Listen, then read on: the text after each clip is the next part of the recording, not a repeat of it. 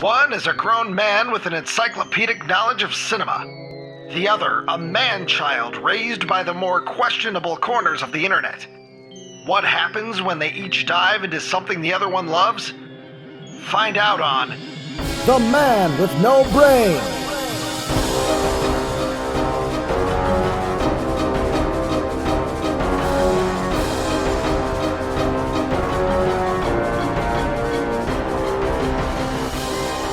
It's a new Sion Sono film. He's like a very good Japanese director. I know who the fuck directed it. I saw it before you. Well, I'm that's saying fine, it didn't. fine. I'm saying I was disappointed with it. Okay, yeah, he's a very eclectic director. He does all kinds of different stuff. I just felt I'd seen it all before. Is what I'm saying. Okay. So for all of his eclecticisms, I felt like I was just watching something I've seen a million times. Did you see A24's new The Tragedy of Macbeth? I have no idea. See, I live in the middle of bumfuck nowhere, so it doesn't really play around here. So I gotta wait until it comes out digitally. Well, if you were a true fucking film nerd, you would know it's already out digitally. That's fine. Then maybe I'll download it now. Do you even know what is that movie, Joe? Yeah, What is it's the by movie? the Cohen. It's by Joe Cohen. Joe Cohen. Joe Cohen. I know him. I know the man, so I get to call him Joe.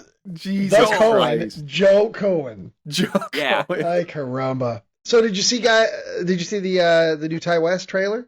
Speaking of A24. I don't watch trailers. No. I'll probably see X whenever it comes out. Yeah. Well, it looks great. Yeah. I'm excited to see it. I like Ty West, but yeah, I don't really watch trailers. They spoil too much. I try to How avoid many them. Ty West movies have you seen, Joe? I saw the Cabin Fever 2. the big one. No. I The saw big the one? House of the Devil. I saw the Devil House. The House of Did the you Devil. see the Sacrament? Devil Yeah. House. Yeah, you see and The I liked Sacrament? it. No, I didn't. You didn't see The Innkeepers? Yeah, No, I think it didn't. was great. The House of the Devil is fantastic. It's one of my favorite Oh, horror Yeah, movies I of all liked time. it. I liked it. So yeah, Yeah. now that he's doing that A24, that could be good. Sure. Yeah, he's really got an issue with old people. Well, so do I. I don't care for them. They're scary damn. looking. Okay, Joe, why are we here today? Do you know why we're Quit here? screaming. No. I don't know that. God, I don't know quit the meaning of this screaming. episode. Quit Ryan, screaming! Turn your gain down a little bit, Joe. Ryan, do you know Okay, why I we're can here do that. today? Well, it's doing a man with no brain, but It's episode 40, by the way. episode 40. Wow, episode 40 Yeah. already of the man with no brain. Okay. So, I'm not sure. I don't know what the theme is per se, but Okay. Well, let me take you back to a simpler time. Let me see if I can. The iPhone was announced. Ooh. NASA launches the Phoenix Mars lander. all right. We found the Martian. We poked his butt a little bit with a probe. 6 miners were trapped in Utah.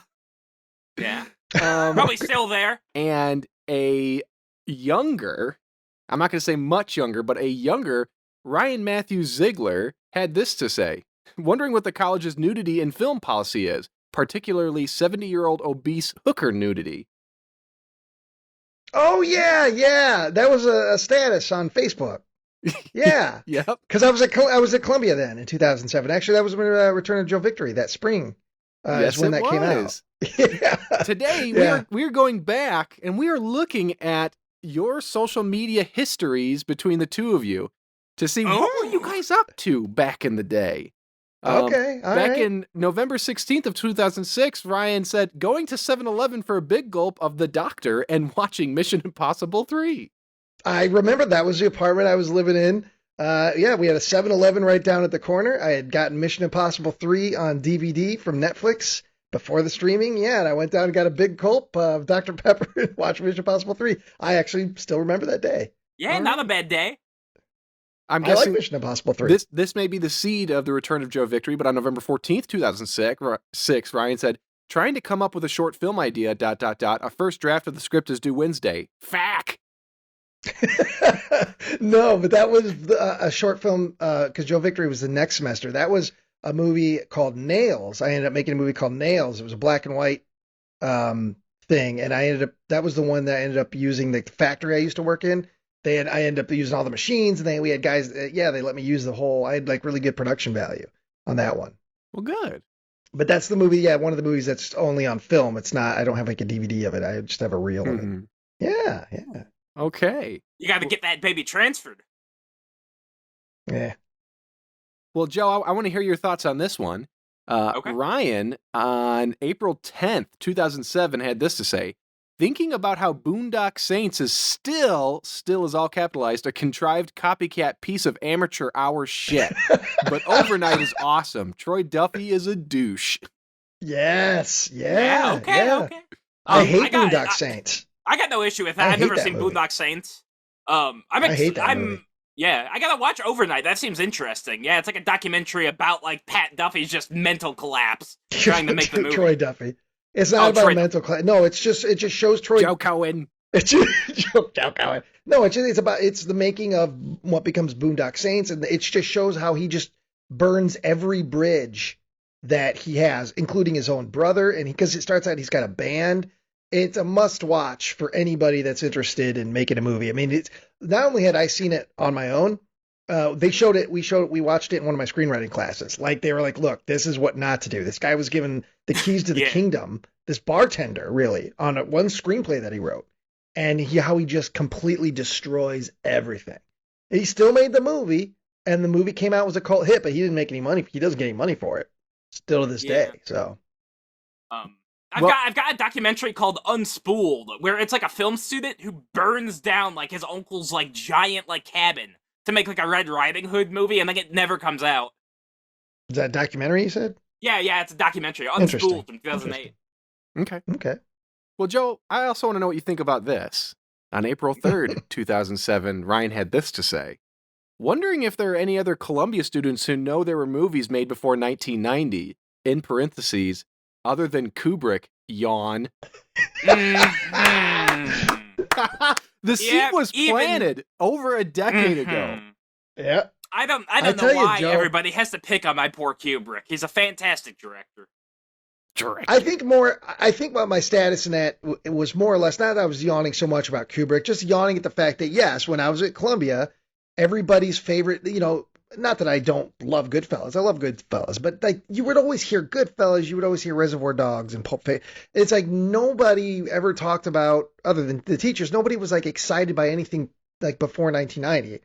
And as we know, there's fucking tons of great. I mean, I don't even have to say that, but yeah, it was kind of because my dream, like I always thought, once I finally got to Columbia, I was going to finally meet other film nerds that were as into this crap as me, and I was disappointed to find a lot of the people were really not that into stuff. They were into the same kind of, Yeah. I didn't have those in-depth discussions that I thought I was going to have about like really weird films.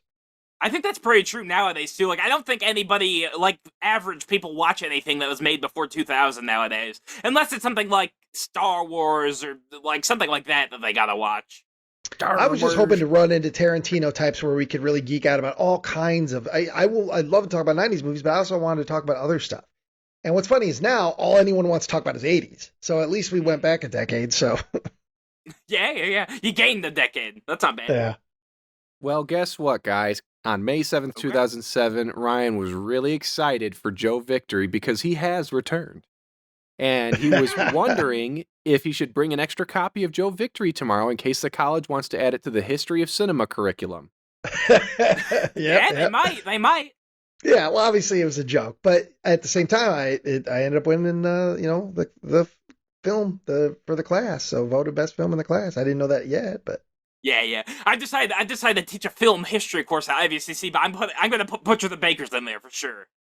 Speaking of, actually, quick aside, this just happened on Friday. One of the kids in that class that was a big fan of Joe Victory, and he's watched Butcher the Bakers, and I still through social media kind of know him today. Apparently, he's working for Kevin Smith and just did a podcast with just him and Kevin Smith this past Friday. So yeah, that's pretty kick ass. Yeah. So. Look at all these people around us becoming more who gives successful. us success. Yeah. Well, I'm saying maybe I know he's seen Butcher the Bakers. Who knows? Maybe he'll pass it along and. Well, here let's hop on over to Joe. Joe came a little later in life. He hopped on Facebook in September of 2009, and I believe I even had to lie about my age. I believe I was too young to legally have a Facebook account. What's your birth year? It's 95. 90? No. How old did you? No, you how were old did you have to 14 be? here. Oh, okay. Yeah. So Joe bragging like, look at this fake ID I got, guys. Yeah. I'm getting on the internets. So really, I'm this on is where- 4chan. I'm on 4chan. Yeah, I was going to say, this is where the downfall... You see, now here's the thing. Joe has an identity online that we will never see because he is tight-lipped about the places that he hangs around. So you're not going to get a whole heck of a lot. So this is basically, you know, Google and Ryan, Google and Joe. Beyond that, neither of you really have a huge online presence. No. You kind of, every now and again, you post something that you really are enjoying or you are a part of. And that's kind of it, at least these days. I pretty much just promote. I don't post anything. I just promote. You sure do promote, Joe. Just like on September 18th, 2009, you promoted Yo World. What's That was my 30th birthday. So that's I know what I was doing on my 30th birthday. It was filthy. But what was Joe doing that day? He was playing a game called Yo World. Wow. And Well, you want to know what that game was?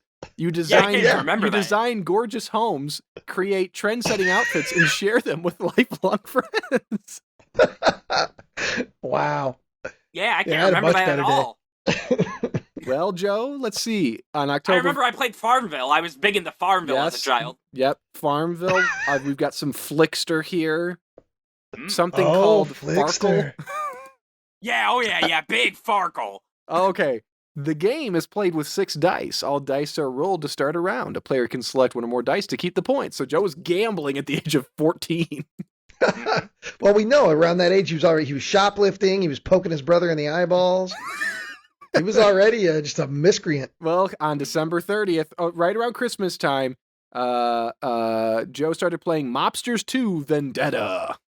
Oh yeah. I was a good fella myself. Yeah, I rose the ranks. I remember that time period though. All those Those Facebook shitty games. Facebook games. There were they were all over. I mean, there still are, but everybody was playing some sort of game, and a lot of the games involved just kind of meeting people. They're almost like dating games in disguise. I think I was even playing a few of those where it was like the whole point was just to meet people, and I was trying to get some pussy on Farmville. You would poke them or something, and then they maybe message you. And I remember talking to all kinds of people in those days through those dumb little games. I kept saying like, "Hey, I gave you a new cow. Can I have some pussy?" Jesus. You see, now, while Joe's doing the pussy and the weenie jokes and stuff like that, I'm sitting here looking at here's 4 things that Joe did in 2010. In January, he played Farkle and Scratchix, and then twice he updated his profile picture. And Joe, these profile pictures, but I love you. I love you. You were a kid, but these pictures are just sad. One is a class photo, looks like some sort of field trip. You're wearing a tie-dye shirt. And the other one is just this blurry Sasquatch picture of you. But it's a young Joe where you see the life still behind the eyes. And it's Joe, I love you, bud. Get out of the house. Please, I'm begging you. Let's honestly, I'm not even joking. Let's do a remote. Let's go to like a gambling gambling boat or barge or whatever the fuck they're called. Let's go do something fun together because I want to see you. Okay. I want to see this life in this, and I'm going to put this on the cover image. I want to see the life back in this boy's eyes. Yeah. I mean, the biggest issue was I never had a good cell phone as a kid, so I couldn't like take cool pictures. I just had to whatever was given to me was what I had.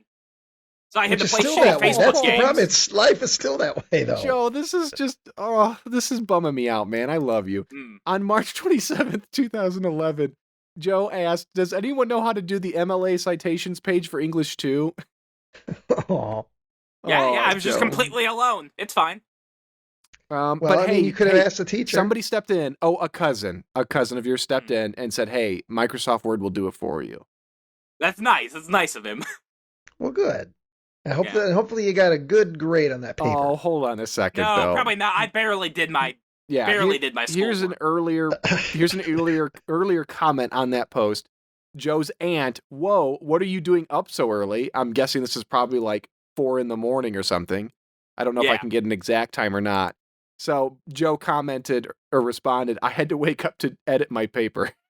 What you mean start it? Probably right before school. I did most of my schoolwork in the class it was due. Oh, Joe. Oh. Little baby Joe on April 2nd, 2011. I'm uploading some horror movie posters. Comment if you have any suggestions. What do you mean you're uploading? I would assume. I don't know. I would assume I would just like post the pictures. And you were going to post them on Facebook, like Nightmare on Elm Street poster or something? I guess. Yeah, I guess so. You're just gonna. Okay, so here was the first comment. It actually only one person commented, but you had an exchange. So here's the exchange. It's between you and somebody else. I'll just leave names off. The comment said no, and you said that's not a horror movie. They responded no. You said yes. They said no. You said maybe. They said no. And that was the oh Joe, this is on May. I like fighting with people. Fighting with people. On May 29th, 2011, Joe said, "Here's my iPod text number if anyone wants it." And he posted the number. Oh, Joe, I want to give you a hug.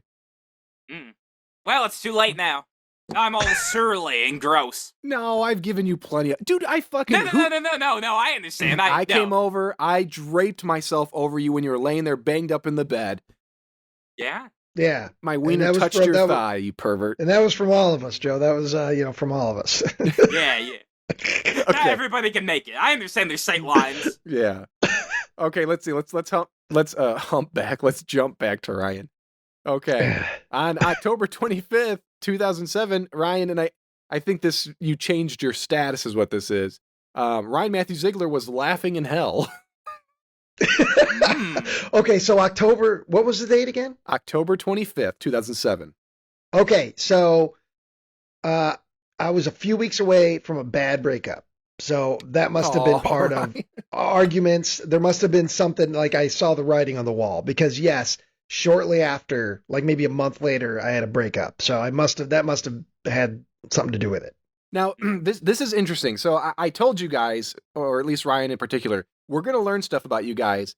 Ryan has like a photographic memory when it comes to like movies, IMDb, trivia, etc. around movies. I didn't know it was going to be like this with your life. So this is fascinating. Like Ryan, have you ever been like tested for like your ability to retain information? No, I've never. You've got to be way above average. Yeah, it's I really do good. have a very good. It's like the photographic. That's part of it. Like when I remember the names of everybody, when I say it, I see it. You know what I mean? And I had this movie book growing up, and I got a new one every year, and that's part of it. I would read it cover to cover, and so I would see these actors' names, and So there probably is some sort of legit photographic memory thing going on, but I don't know. I just remember things that I do and say for the most part. You know, especially dates, especially rough. Like I can't tell you like right down to the day what was going on, but I can tell you the era. And the same thing goes with the Blu-rays, and why I'm always excited about collecting things. I can look at any Blu-ray and I can tell you how and when and who gave it to me and how I got it. So every Blu-ray is also kind of a memory too, which is part of the reason I like to collect. But yeah, I do have a pretty long memory. I had that Video Hound like guide of cinema, like every movie ever made, and it's like a dog basically reviewing them. He gives them bones instead of thumbs up. Yeah, I remember that one. Well, from November to December of 2007, it wasn't a great time for Ryan. Here's a series of status updates on Facebook. Okay, so I'm just gonna read. I'm just gonna read the status. Yeah. Ryan Matthew Ziegler is pretty much.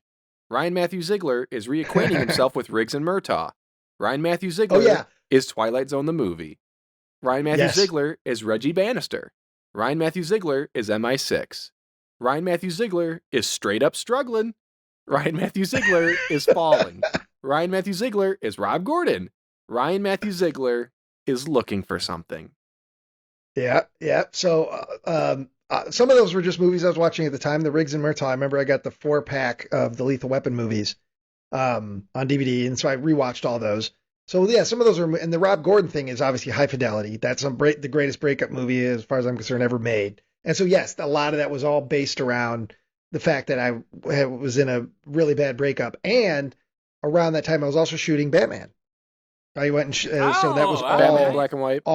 That was all within those same few weeks. So, but most of that has to do with the breakup. Yeah. Okay, let's see. We're hopping into 2009 now. What was up with the Zig? Well, depending on what time of year it was, I was living with Sean and Sarah. Oh. So 2008 to fall 2008 to fall to 2009. Yeah, Oh, shoot, you did I had a skip a year? nightly like 4M meeting. So that was when I was living with Sean in Chicago. Okay, let me see. I think I accidentally skipped a year. Yeah, beforehand it was 2007, I think. 2008. Okay. Yeah, that was the end of 2007, so 2008. Well, while I'm digging around there, we'll go back to Joe for a second. Okay. 2011 was just a couple of posts, mostly about movie posters and sad profile picture updates. Okay, let's see. In 2012, we got a couple more profile picture updates. We got the Jason Voorhees hockey mask with the knife in the eye. Oh yeah, that's part 4. Yeah, it's part 4. On February 2nd, 2012, Joe changed his profile picture. He then commented, "Changed my profile pic. Is it showing up?" No one responded. No, people don't really like to comment on Child Joe's things. Oh my God, Joe. On October 8th, 2012, that 4-day long weekend was nice. I was finally able to get a decent amount of sleep. Okay, Joe. What? It's okay Why to sleep weren't for you 4 days in a row. No, I'm saying why weren't you getting sleep normally? Obviously, from your social media, you weren't toast of the town. So what was keeping you up? I've just always had an awful time going to bed, so I would just like slowly stay up later and later and later until like I was like staying up until 5 a.m. and then waking up at 7 to go to school. Yeah. And then I would just fall asleep in my classes. Like I would just pass out. Jesus. Okay. Well, back to Ryan. We entered 2008, and just a lot of status updates. Yeah. Ryan wasn't having a good time. Ryan was looking for love in all the wrong places. Little did you know it was in Grand Ridge. Yeah. She's upstairs right now. So let's make sure you tell her hi, Joe, later tonight. What? My mother? You slept with my mother? There wasn't much sleeping. Uh-huh. The bedpost was No, rocking back and forth. The first half of 2008 was, it was real sketchy. Sorry. Still from the breakup, because then we almost got back together, and then some more shit happened. And then I started talking to another girl as a friend, and then I had all these passing out spells that summer. And that was the summer I shot High Society, and I kept passing out, and I don't know why. I passed out in an Alkaline Trio show. It's probably hot, crowded, and you were head banging like a mother. Yeah, and I hadn't eaten anything, and I drank a beer because I was nervous, and I don't drink that often, but because I was with this girl, and yeah. Well, on February 5th, 2008, you just spectacularly failed your Lit 2 test. It's an art form. Yeah. Uh-oh, hold on a second. On February 10th, 2008, Ryan Matthew Ziegler had this to say: "Is seeing what you're saying, but like, where's the magic? The Gathering?" Because I have no idea what that meant. That might have just been me being an ass or fucking around or just putting up weird status. So I don't have any recollection of what that's supposed to mean. But maybe I had a glimpse of the future and it was all about Magic the Gathering. Okay. Maybe you were playing a little bit of EDH back in 2009. Well, man. Jesus, Ryan. 2008. Oh my God. Now here's the thing. I've never been into social media. So I went to high school in the early 2000s. That was when MySpace was in the heyday. I had a couple people who did like Live Journal and shit like that. Yeah, we were all big Live Journalists. Sean and all of us. We were all big Live journalists for a couple of years. This is all funny to me because I just don't get the concept of doing this. So and I know that you guys aren't even that deep into social media. So the whole thing is fascinating. But anyways, I'm just going to rattle through a couple things from February and March. Ryan Matthew Ziegler is continually wondering how in the hell Brendan Fraser got famous. Yeah. Ryan's now everybody loves him. Yeah, Ryan's making failure fashionable. Can use more Friday nights. Is looking for a tattoo. Has plans, baby. Big plans. Let's blow it up. And then on March 27th, 2008, Ryan says, "Fuck salt." Yeah. Is that that was Tourette's another guy? No, that was just a goof. That was probably just me bullshitting. I mean, and some of these statuses were probably written as in-jokes to some people that I was talking to at the time, like the Friday Nights thing, or some of them could have just been like references for certain people. Yeah. I mean, there's a very funny video online of, like, it's this fat guy, and he just, like, looks over his table, and he swats the salt away and screams, "Fuck salt!" I mean, maybe that was a video. I don't really remember. That could be. Maybe that was. Yeah. I don't know. Could be. It was big. It was big back in the day. Sorry, Okay. I'm eating saltines because I'm so dehydrated from my diarrhea. And well, I mean, I know the saltines wouldn't help with that, but I've been drinking a lot of water, so I'm trying to get it all in there. Okay. You get that sodium in there. Ryan in April of 2008 was apparently hanging out with, and I can never get this guy's name right, Ponda Baba from Star Wars. Oh, Ponda Baba. Because okay, I don't. So that's an in joke kind of because my friends and I used to just call him Pussy Face. So I was probably hanging out with somebody, and I wanted my friends to know in a sly way. Hey, so I said hanging out with Ponda Baba, but I probably wasn't getting laid either. So it was probably just joke on everybody. Ryan was also waiting for 2K8 to stop sucking dick. Yeah, There's something wrong with you, Ziegler. I know. Okay, No, it never happened. The whole of 2008 was just in the turtle. But for the most part, 2008 ended up being a pretty solid year. The second half of the year in the summer was pretty solid because we moved in with Sean and we had parties. And I think I know when things turned around, Ryan. On May 27, 2008, you started growing a mustache. Yeah. Yeah, I did.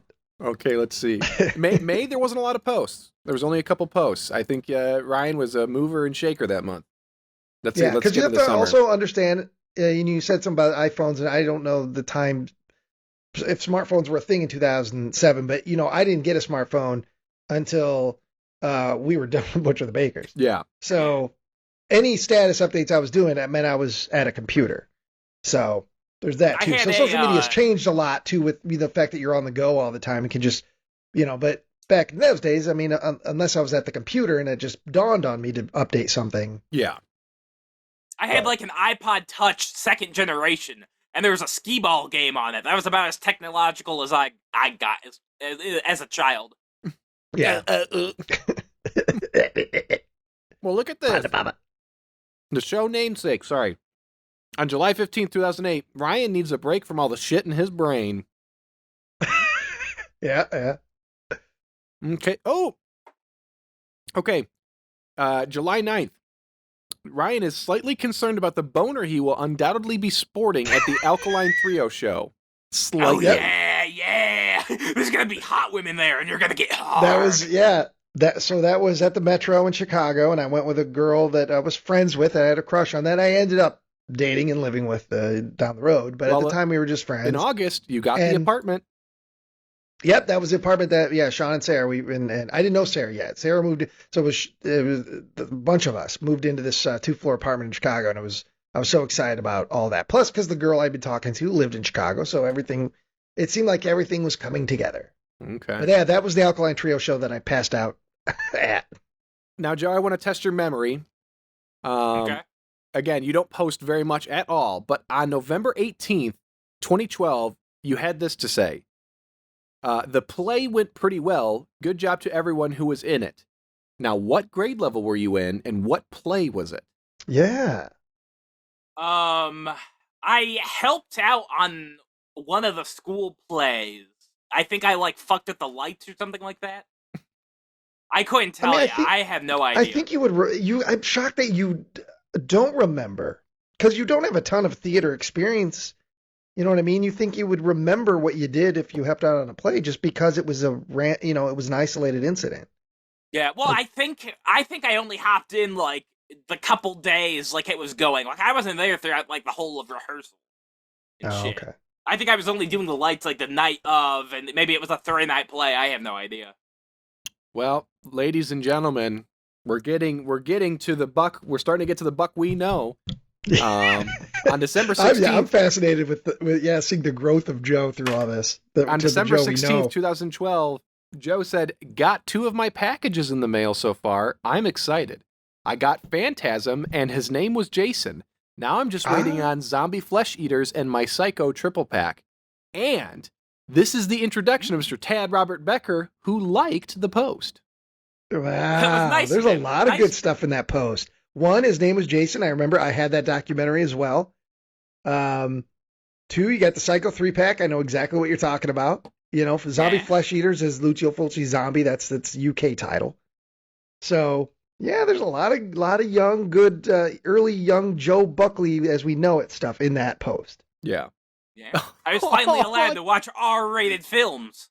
Yeah, I don't know what this is about Joe that just in my heart. But like December 25th, 2012, best Christmas ever, just got a PS3. Oh. I finally got one in 2013. It was just finally about to 2012, die, and I got one. But either way, it's just like, it's, you were, I'm not trying to be, I'm not trying to like, say that you are not a human being. Like, I'm making this sound worse.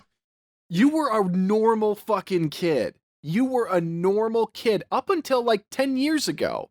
And then there was a wide deviation at some point from this perspective. Joe, what happened?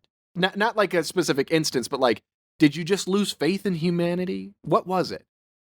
Probably, yeah, probably. Probably I realized, like, I was getting nothing out of, like, being good, so fuck it all. You were getting nothing out of being good. How were you being good?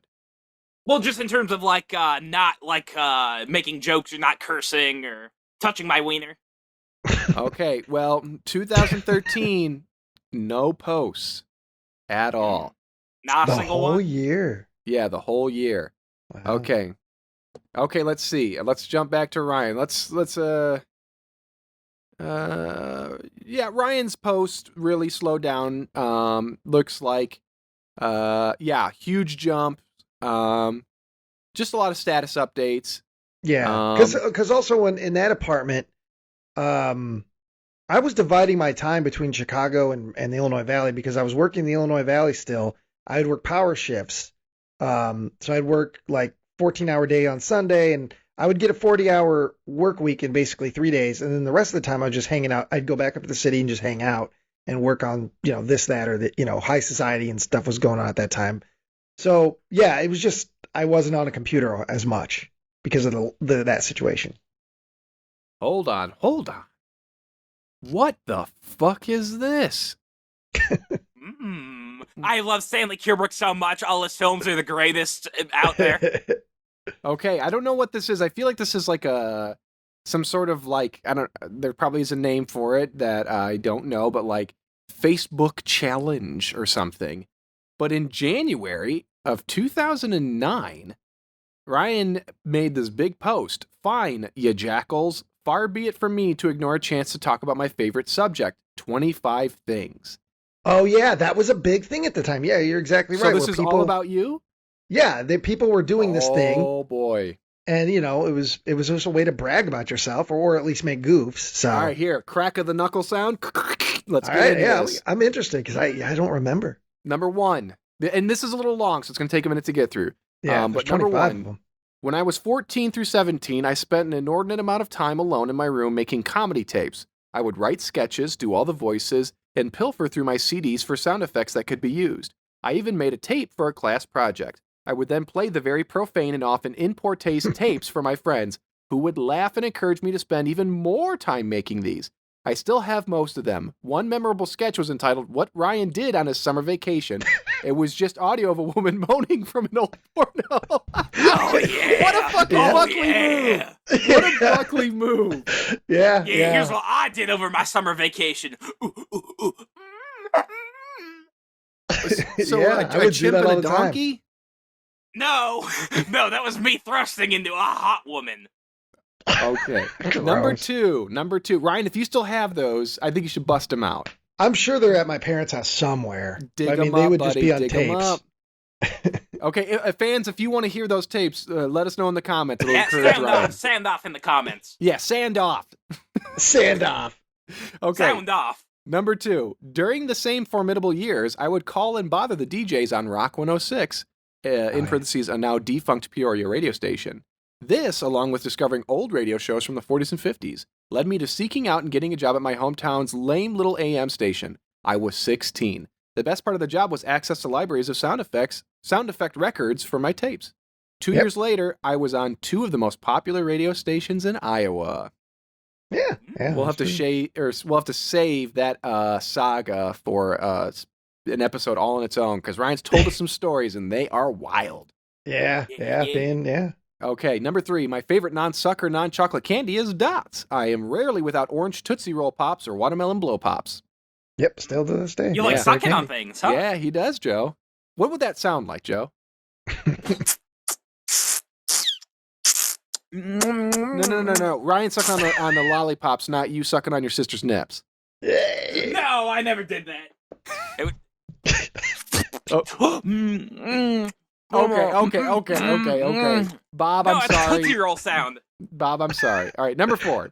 That's I don't awful. think I'm a very good-looking guy. It bothers me, yet I continue to put myself in front of cameras or on stages. It's sort of an issue with me. Ryan! Oh yeah. You're Yeah, because I crazy, tell dude. you, that came from the high society watching a rough cut, and I was mortified. Oh, That was poor around Ryan. that time, and I thought I looked terrible. Well, I still think feel that way. you are a handsome young man, and you're a handsome Yeah, old man. I'm getting better as I get Right. old. To get that salt and pepper going now. Ryan, I'm gonna tell you straight out, no homo, but I would fuck the shit out of you. All right. You're well, that I handsome. appreciate that, Joe. Well, thank I God I appreciate avoided my bowels, so you can't do that with me. that. Oh, I still could. Oh, okay. Anyways, number 5. I am an expert on A Christmas Carol. Be it Dickens' novel or the various film incarnations, I can tell you the difference between each. My favorite film versions are Scrooge with Albert Finney and the 1984 version with George C. Scott. Yeah. All the only difference now is I think the 1951 version has gotten a little higher. Ryan, you What? fucking Buckley boy. Number 6. I enjoy the simple things in life, like butter in my ass. That's from Boogie Nights. Yeah, Boogie Nights. That's what the guy says. He's like, Okay, I haven't seen Boogie Nights. that's a It's direct very, line. very good. I used to say that all the time in various things. I even put it in a play. When you put the bio in your play, I'd put references to that just to see who would get it. Because that's the line in Boogie Nights. The guy says, "I'm just a simple man. I like butter in my mouth or butter in my ass, lollipops in my mouth." Yeah. That's one of my Yeah. favorite lines in movie history. I used to so say that's when what I was that- younger, because I'm a huge Wayne's World fan, cream of some young guy all the time. Yeah. Had no idea what it meant. Well, Okay. Number 7. My 2 favorite filmmakers are John Carpenter and Ethan and Joe Cohen. yeah. There you go, Joe. Yeah, okay. Hold on. It's everybody does it. Everybody does it. Hold on, Ryan. I think something has changed here. Uh-huh. Number 8. I am unapologetically a boob man, but I have heard you say on many occasions that you're an ass man. It depends on the day. It depends on the day. Okay, But it depends on the day and not the lady. Well, that's true. That too. But ultimately, I would say boob man edges out ass man. But Okay. Okay. All right, number 9. maybe that's why I like Joe so much. Number Yeah? 9. No, I'm not a big boob. Yeah, you are. You're just one big boob. Yeah, your head's the No, nipple. I'm not an ass. Okay, number 9. I don't make first moves, which is in direct conflict with my stance as an old school kind of guy. I gotta work on it. Yeah. That has to do with that girl. We were still just friends, and we'd hung out a whole bunch of times, and then had those moments where you're like, should I? And I'd always, chicken out. So. Yeah. Number 10. And I also had a reputation for a while about I'd have the girls that were friendly that would come over and they would kind of like fall asleep in my bed, or they'd kind of invite themselves into my bed, and I wouldn't take that as a hint of any kind, and we'd just fall asleep. Yeah. Yeah, Well, because I didn't know but how you to do never it. know. I didn't know how to do it. I don't know how to make moves. Maybe they felt safe and comfortable with you. Well, that's fine. Yeah, that's fine. But I remember people used to make that joke like, "Oh, Ryan will invite you over, and then you guys will just fall asleep." Well, I had no speaking of game, sleep, man. I had no perfect game. segue. Number 10. I sleep on my back with my legs crossed and my right hand grasping my left thumb. Goddamn weirdo. Then I stop breathing and wake myself up choking. Yeah, because I got that apnea, man. Okay, well, we're going to bounce back to Joe here for a little bit. Okay. And Okay. the beginning of the end for Mr. Buckley. In 2014, only 2 posts. Joe updated his cover photo to some sort of game called Bastion. Oh, Bastion. Yeah, it's really good. And on June 3rd, 2014, he posted a link to something, a Kickstarter campaign. I'm going to be helping out on River City Panic this summer. Please spread the word about the film and check out the Kickstarter. There it is. Yeah, I'm always trying to plug. And there I am. There's good old Mr. Am, looking like a hobo on that picture. That was the seeds. Yeah, yeah. Ooh. Yeah, it was definitely a fun shoot. Okay, let's see. And in 2015, all Joe did was share 2 posts about a short film he was going to be in. In 2000, what year? 14? 2015. Sorry. 15. What was that, Joe? Was that? I can't even remember. I can't even remember what that was. The Mummy. I believe it was Mummy Autumn movie? Bluffs. Okay, yeah. Oh, okay. Yeah. Okay. 2016 was a big year for Mr. Buck. Oh yeah. You know what, Joe? If there's anything that I want for you, it's I want you to oh Christ. Oh God. Sorry, I just saw something incredibly awkward. If there's one thing that I want for you, it looks like 2016 was your heyday. I want a new one for you, and I don't want it to be 2026. Let's get you a new heyday here coming soon. Yeah. Okay. Yeah. 2016 is a big year, so we'll jump back to Ryan for a little bit. Do you want me to keep reading your 25 list? You can if you want, whatever. Better. Well, move yeah. on. I mean, if you guys are enjoying it, I don't mind. Yeah. Oh, yeah, It's yeah. we're nice, learning quite a bit from it. Trip down memory lane. Yeah. Okay, number 11. This summer, I want to take a locomotive engine to California and be a guest on The Price is Right. Sweet vacation. Yeah.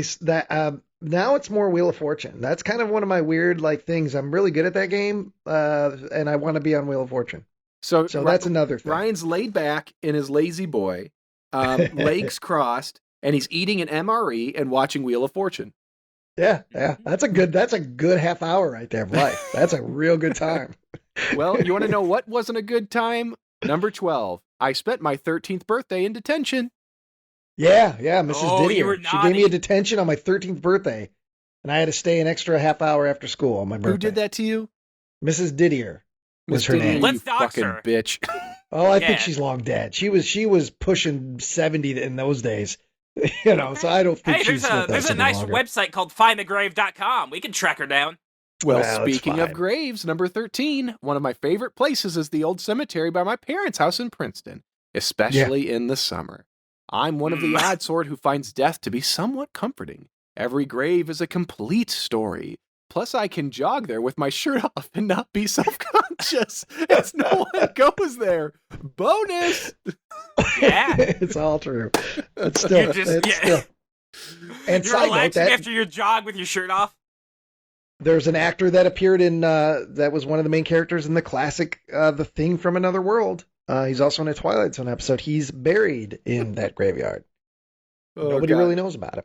Number 14. I wanted to attend film school since I was in junior high.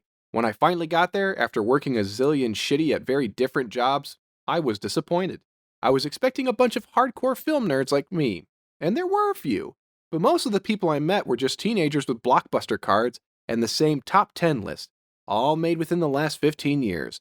I'm glad I went all the same, as I gained a lot. Yep. That was what I just said. Hasn't changed. Scott Ryan, you missed out so much, buddy. You missed out. You could be a millionaire right now. Number 15.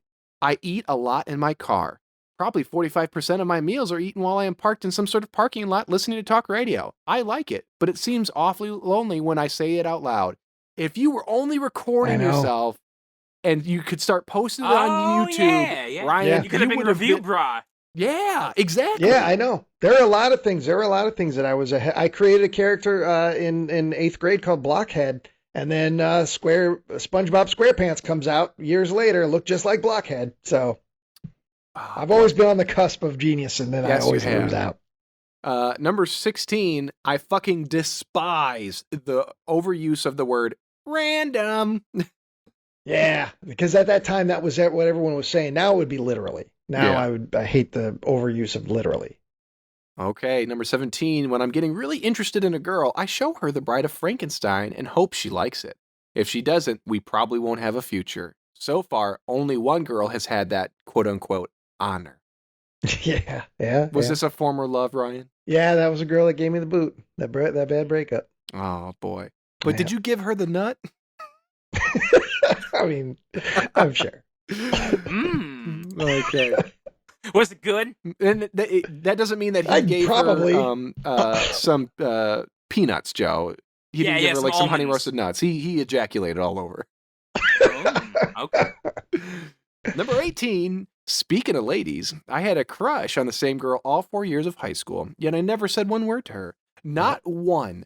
A few days after graduation, I realized that there would never be another chance to speak up. I had blown it, and it made me very sad and angry at myself. Real regret. I decided then and there to never let insecurities or the naive naysaying of others stop me from going after what I want. And I haven't stopped yet. That sounds like a threat. And I haven't stopped yet. Watch Yeah, out, never gonna motherfuckers. I'm going to do what I want. I'm a boob and ass man. I'm going for both. Yeah, I called that was the Queen Goddess of the Free World. That was my nickname for her. And I liked her all through, from like 8th grade and all through high school. And what the thing is, she ended up dating the kid that lived across the street for a while when I was in high school. And that really pissed me off. And it also embarrassed me because I'd be in my garage with the video camera making dumb shit. And then I'd see them outside like talking. I'd be like, ugh, I'm embarrassed. I still made my dumb shit, but Yeah. Okay. she looks rough now, though. Number 19. Some people are addicted to alcohol. Sorry, that just hit me what you said. I love that deadpan delivery. 19. Some people are addicted to alcohol or nicotine. I'm addicted to soda. For real. I crave it all the time. Coke, Pepsi, Dr. Pepper, root beer. I could drink it all day, all night. I don't allow myself to for health reasons. Plus, I try to drink a gallon of water a day. But it's hard. My biggest weakness in this area is McDonald's Coke. Yeah, it's still my biggest problem is soda intake. My weight Well- issues, it's all because of the soda, man. That's my thing. And I think that number 19 is attached to number 20 because number 20 is I hate buying pants. I just had this argument a week ago. I was like, I have some pants out there that were too small. And I was like, fuck these fucking things. I'll just, instead of taking them back, I'm just going to buy more pants. Okay. Whoa. Hold up. Big moment. Back in 2000, this is number 21. Back in 2000, I lost 22 games of Old Maid in a row.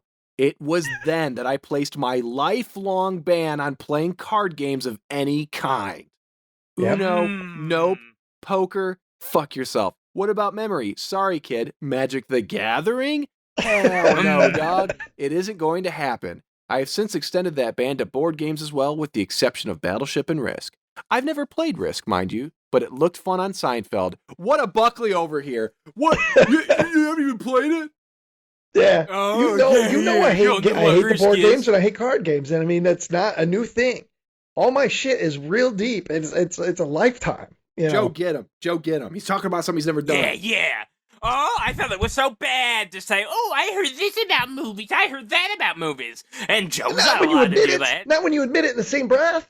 It was a bit. Mhm. Fuck you, Joe. Mhm. Okay. But whenever I watch a little bit of Angel's Egg, I'm the weirdo. I'm sure it's, yeah, I'll be your Joe Buckley. Mm. Number 22. My favorite years of life so far have been 1998 to 2000. Oh, sorry, 1998 and 2005. My least favorite has been My least favorite was 2000 and 2003. Though 2003 was a great year creatively, as far as I was in several improv groups and a few really awesome plays. What plays? Yeah. 2003, that would have been, let's see, The Boys Next Door, which is a really good play. Oh, Joe would have loved and then that one. and then Death Trap. The first time I did Death Trap. And then the improv group, I was in I had a group called the Good Time Slims, my friend Doug and I, and then I had an improv group with Sean.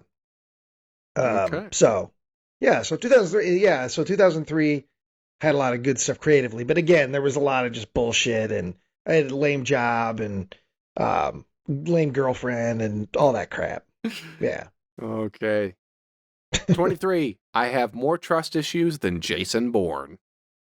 Yeah, Okay. that's dumb. That's dumb. Like, that one movie. That's the first time I've cringed. Joe, have you cringed at anything on your end so far? No, not really. No? No. Okay. All right. No, I don't blame myself. I was a little boy. We're almost back to you. Number 24. I'm afraid of spiders, blindness, prisons, centipedes, Kate from John and Kate Plus 8, cicada shells, real life violence, parallel parking when there are cars trying to pass, and the retro 70s look on women. Know what I mean? I'm also afraid of Kate from John and Kate Plus 8 because she's had too many kids. It's scary. Well, that was topical. It's not a joke I'd make now because she's not in the news anymore. But at the time, that was a big thing. Yeah. Centipedes, I've killed a lot more centipedes. I'm not as freaked out as centipedes or cicada shells. But the rest of them are still fears. And the big bush. I don't like a big bush. Okay. And last, but hopefully not least, 25. I rarely open up and let people know who I really am. If I have seriously talked to you about myself, then congratulations. I must like you. Because of this, I often feel alone, but I don't plan on changing soon, unless the right person comes along and works some magic. And by magic, I mean does a strip tease to the theme from King Kong, then anything you want to know. Yeah. I want to see some nude pussy next to King Kong. Joe, can we do this? Will you please strip to the King Kong theme? No. For Ryan? Please. No. Joe, let's do it. Let's ruin him.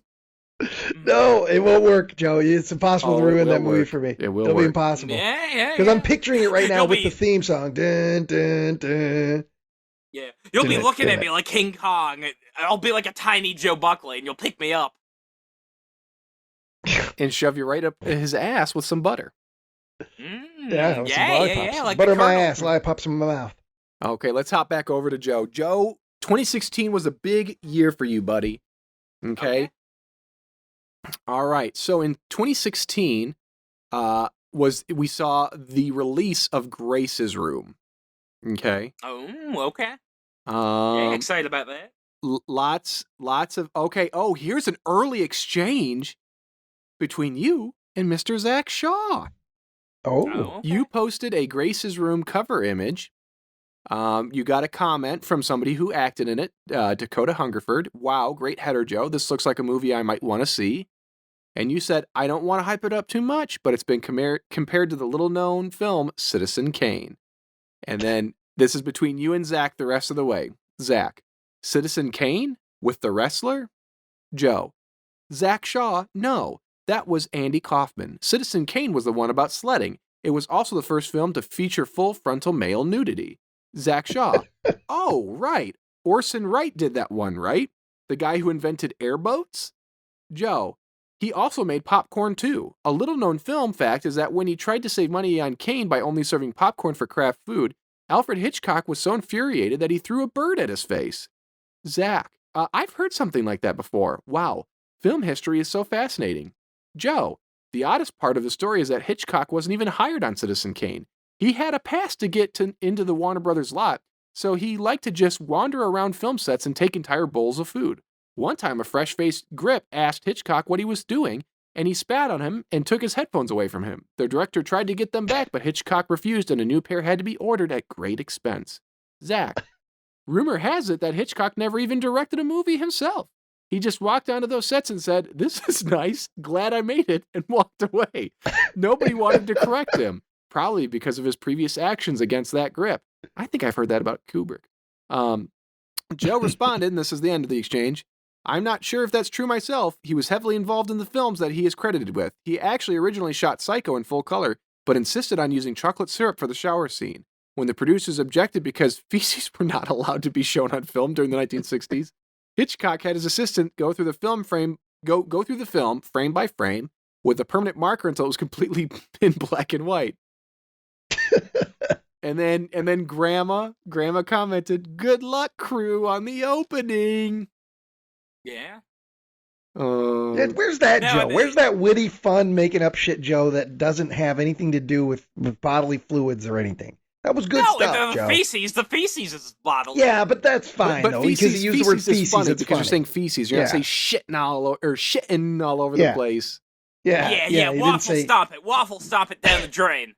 Personally, Joe. Personally, can I? I'm not trying to be a therapist, but can I make an assessment here? Oh, okay. I really get the strong feeling that you were somebody just looking for friends, looking to connect with people, and when you were younger, you didn't get that. And then as you started getting involved with people, it coincided with your love of this naughty comedy, and over time, you used it to kind of help you gain some confidence. And unfortunately, I think that you're still clinging to it, and I think it's time to make a new Joe. Where is Joe at in 2022? Because since 2017, the last 5 years, we've kind of had the same guy. So, but I can see the trajectory now. Like I've kind of got a more full picture. Okay. Well, Okay, I think no. I think 2022 is gonna be the year of the cum shot for Joe. I'm gonna go even harder. I'm gonna go even naughtier. Okay, fine. Anyways, Joe also went to medieval times. And Tad Robert Becker, Joe changed his profile picture to him wearing a crown, and Tad said, the king looks down upon his peasants with disdain. Also, let's go see Hateful Eight tomorrow after 5. He had a work schedule. No, I love that because it's Tad, it's your cousin coming in with a good goof, and then something real, like, hey man, let's go see a movie. I like it. It's real. And then Grandma said, love the pic, Joe.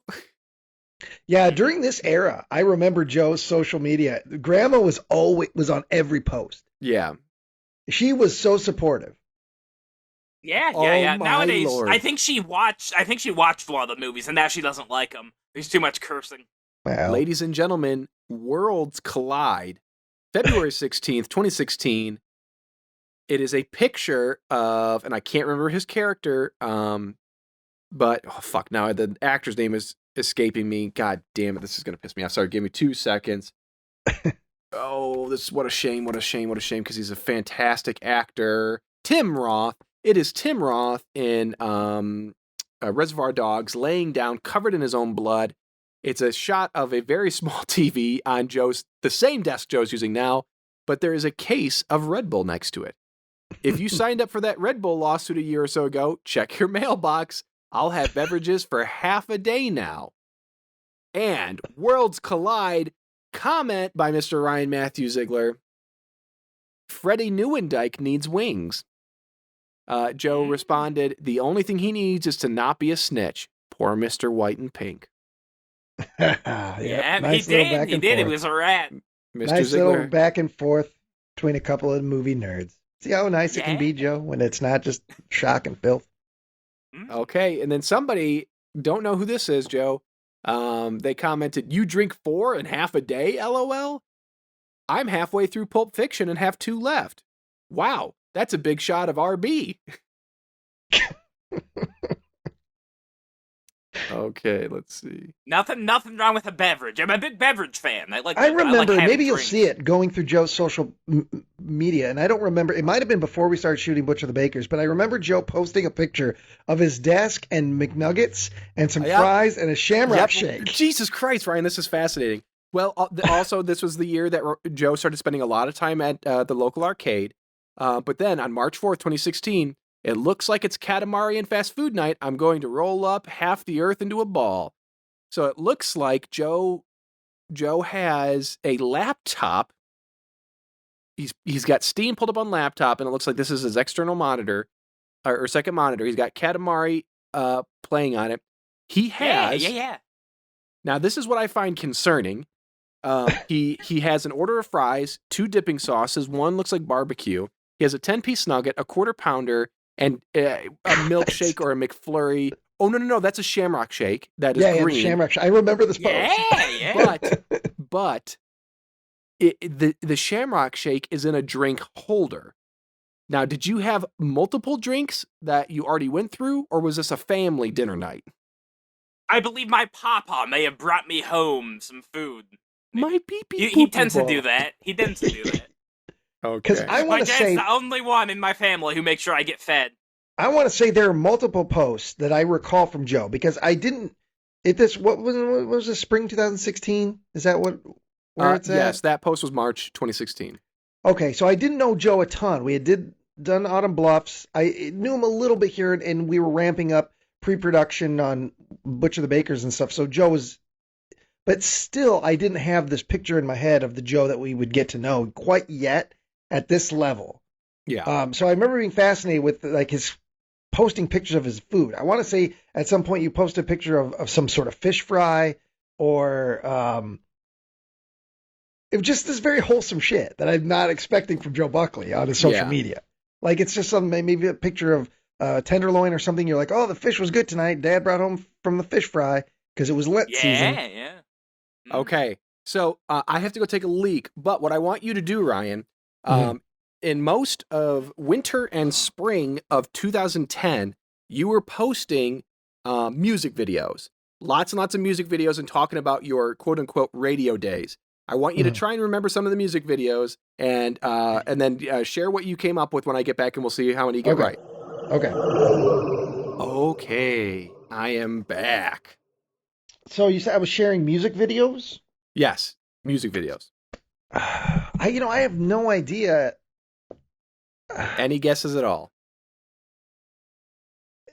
No, not unless they were funny ones, like maybe Digital Underground or the Humpty Dance or Crazy Frog? You love Crazy Frog. or if it was new Okay. stuff that was coming out that I was excited about, like the new Alkaline Trio that came out. Cool for August. Don't want to be here. Yes. Oh, yeah. Okay. Yeah. Cool for August. Because I remember when I was taking radio classes, we had random CDs, and there was a band called Cool for August. I'd never heard of them, and they had a couple of really good songs that I remember. And I still to this day, I've listened to that album on Spotify. I don't know whatever happened to the band, if they were one album band, but yeah, Cool for August. They were kind of like a Matchbox 20 type of sound.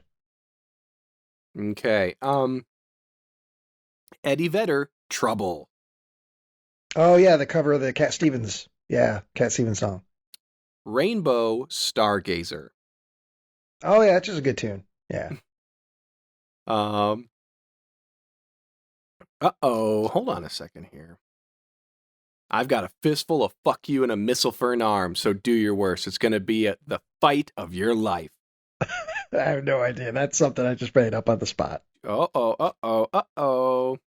hold on. There were some things happening this summer. Summer Lots of profile 2010. picture updates. This is when Ryan really started going hard into the changing it to movies and things that he likes. We got a Jaws one. Yeah. Shark named Jaws. Oh, damn even it. you say the shark's name Jaws. No, think that's I the said that. joke, Joe. Oh, Yeah, okay. his name's okay. Bruce, but because that would get Ryan hot is when you would call Yeah. it Jaws. Oh, I get you. Because Ryan would famously say, first of all, Joe, the shark's name isn't Jaws, it's Bruce. Yeah. It doesn't even really have a name. It's Bruce in pop culture, but it was just an animal. Call it the Jaws. I think Or- Kevin Smith was a part of that when in Mallrats. When Jaws pops out of the water. Now everyone calls the damn shark Jaws. I get it, but let's still. see. I saw a post in here that I wanted to read. Ryan complaining about the 4th of July box office. Yeah. Oh, God. July 14th, 2010. Here's Joe, but it's actually Ryan. Heat stroke is for pussies and the elderly. Yeah. Yeah. It's for the edgelord shit, man. Whoa. What I are probably you, what? I probably got heat stroke that day. That's probably why I wrote that. Yeah, you fainting outside, you little pussy. Ooh, hi, pussy boy. Hi, pussy boy. Shame on you, That's Joe at the club. Yeah. Yeah. Oh, my God. Okay. We got another list here. 15 and 15 or some shit. Oh boy. Okay, it's just a list of 15 albums. Okay. Okay, we'll start with number 15. My Chemical Romance, 3 Cheers for Sweet Revenge. Love that album, yeah. Alice in Chains, Sap. Yep. EP. Nirvana, In Utero. Mm-hmm. Black Flag, Damaged. Hell yeah. Counting Crows, August and Everything After. Still love that album. I am assuming this is Van Halen 1. Yeah, their first album, it was just self-titled, because then they did Okay. Van Halen 2, so. Dio, Holy Diver. Yep. Led Zeppelin 3, the Gaslight Anthem, the 59 Sound. Love that band still. I mean, they're broke up, but Brian Fallon, the singer, still puts out good stuff. We got something fun coming, but it's not this one. Number 6, the Rolling Stones, Sticky Fingers. Mm-hmm. Oh, number 5, Adam Sandler. They're all going to laugh at you. Yeah, I think that's an incredible... That album is so important to me. When it came out when I was 14 or whatever, it was the filthiest fucking thing I'd ever heard, as a record. That was like my generation's, like, you hear about these comedy albums in the 70s and Cheech and Chong and George Carlin and stuff and Rudy Ray Moore and these like filthy albums that people would laugh at. No, our generation was Adam Sandler, and that fucking record is still filthy as hell. And it's so funny. Any thoughts on that, Joe? I've never heard it. Yeah, I've never heard it. So I think you would maybe laugh. He does, like, it's hilarious. Maybe he does some cool like Waterboy impressions, or I don't know. No, this was before all that. This was around the era where he started to do movies. But no, this is like, he has some really filthy shit. And don't act like comedy album. When you were a teenager, you didn't laugh at Waterboy, Joe. No, I liked Adam Sandler as like a kid. Yeah. Yeah. So I'm actually shocked that you didn't know that he, during his SNL days and post that, was making these comedy albums. Yeah, his albums are filthy, Joe. I think you would laugh at quite a few of them. Maybe I would like him, because my issue with Adam Sandler isn't that he's bad; it's that he's abhorrently lazy. So I mean, he definitely could have done. Do not say that he's lazy, dude. He is working hard and making money. You're lazy. Yeah, Adam Sandler's many things, but lazy and is not one of them. And the guy's loyal to a fault. He still will put his most unfunny friends, he still shoves them in all his movies. Yeah, so. Joe, that's like me putting you in my movies. You're my Rob Schneider. No. I think I bring you're more Kevin of Gable James. and Snyder. You're Kevin James. Yeah, you came in late. And yeah. Okay, anyways, number 4. As I would assume, I think the audience is very well aware of at this point, Ryan is a big Alkaline Trio fan. Maybe I'll Catch Fire. Yeah, great record. Number 3, Green Day, Dookie. Number 2 and number 1, Pearl Jam. Number 2, is it Vitalogy? Vitalogy, yep, the third album. And number 1, Pearl Jam 10. Yeah, those were like the big 15 albums that were most important to me. And most of those haven't really changed. There may be a few new additions, but for the most part, yeah, those are all. Okay. Those are all still to this day some of my favorite albums. Let's pop back over to Mr. Buckley. We got some high quality. Well, hold on a second now. We have some pictures. Some are in focus. Most are blurry. Of the I don't remember what we would call this. But this was post Grace's room. This was I believe it was a concept trailer for a unmade movie called Ill that ultimately became Butcher the Bakers. Yes. But it's just lots of pictures of you guys around that table full of food. Looks very good. I remember that like yesterday. Lot of profile pic and cover image changes, mostly revolving around the movies being made. Joe went to a video game or like arcade convention. We started selling DVDs of Grace's Room, and then the announcement of Butcher the Bakers, and we're filming Butcher the Bakers, and with that came 99-cent movies, which was Joe's introduction to the microphone.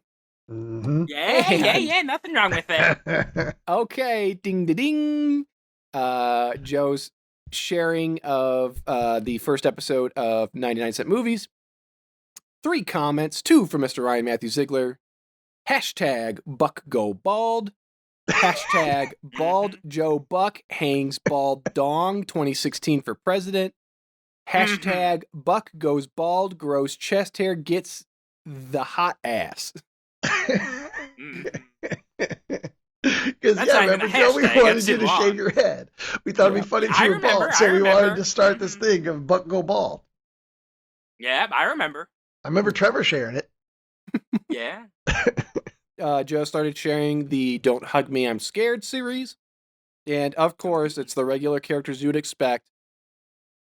Nick liking it, Trevor liking it. The weirdos. Nick likes anything with puppets. Yeah. Joe shared a trailer, or a teaser trailer for another movie he was in, Honeycrisp.